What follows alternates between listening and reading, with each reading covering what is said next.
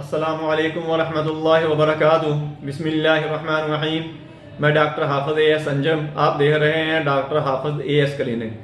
दोस्तों, मेरा जो आज मौजू है वो है how to high cholesterol causes complication treatment and prevention.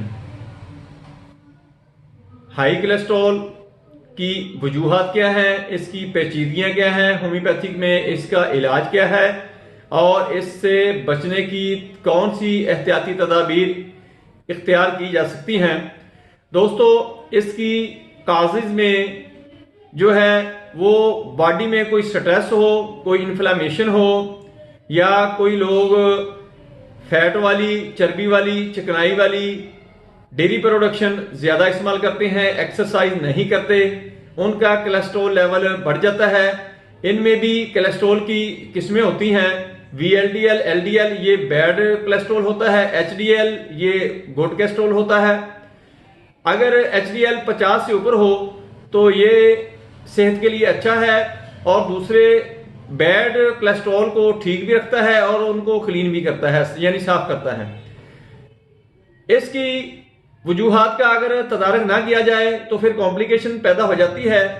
वो ऐसे होता है कि जब कोलेस्ट्रॉल हाई होता है उसके साथ मरीज ब्लड प्रेशर का और शुगर पेशेंट होता है।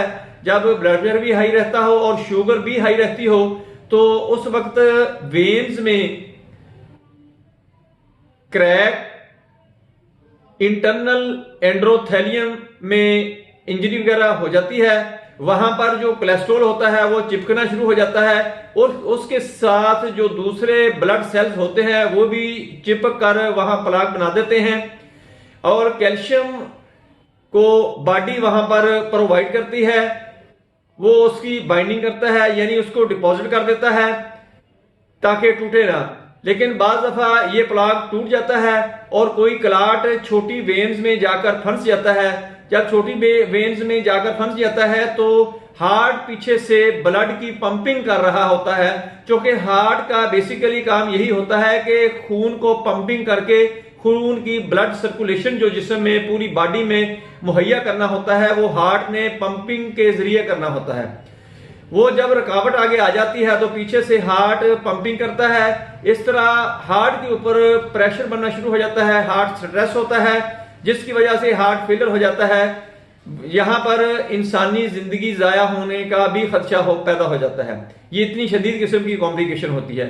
दोस्तों, अगर इसका हाई कोलेस्ट्रॉल आपका आए तो फौरन ही ग़िज़ाई परहेज करें, एहतियाती तदाबीर इख्तियार करें और एक्सरसाइज को अपना शेड्यूल बनाएं, क्योंकि एक्सरसाइज सबसे बेहतरीन हल है कोलेस्ट्रॉल को बेहतर रखने के लिए।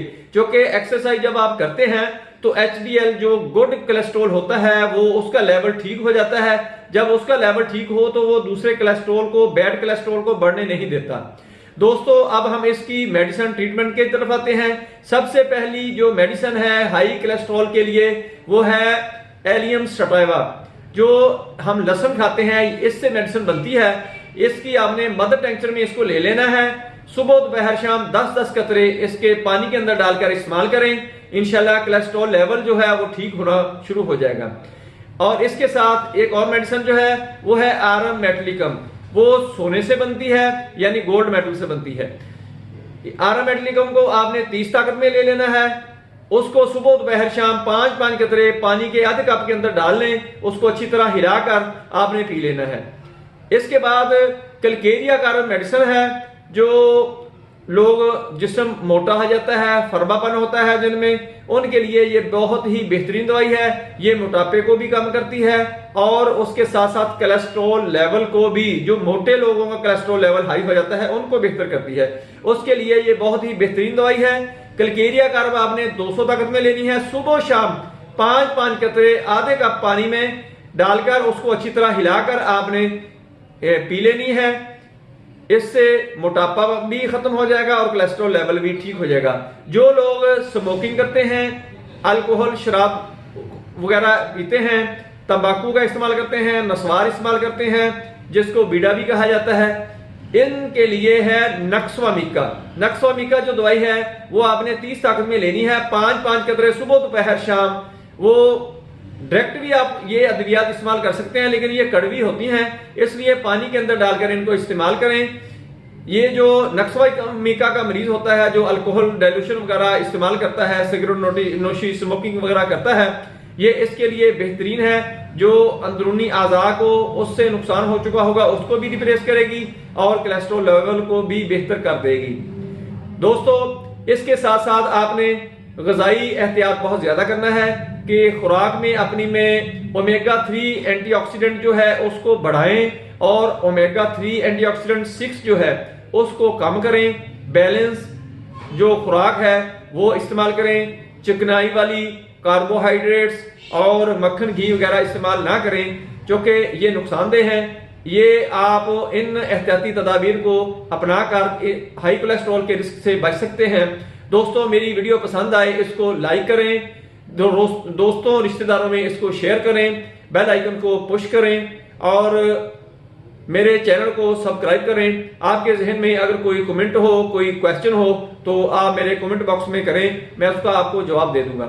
इसके साथ ही दूसरी वीडियो जो इसका टेस्ट करवाने के लिए उसकी डिटेल मैंने और वीडियो में बता दी है, वो अगर देखनी हो तो वो मेरे चैनल पर जाकर आप उसको ढूंढकर देख सकते हैं। अपना ख्याल रखें। अल्लाह हाफिज। अस्सलाम वालेकुम।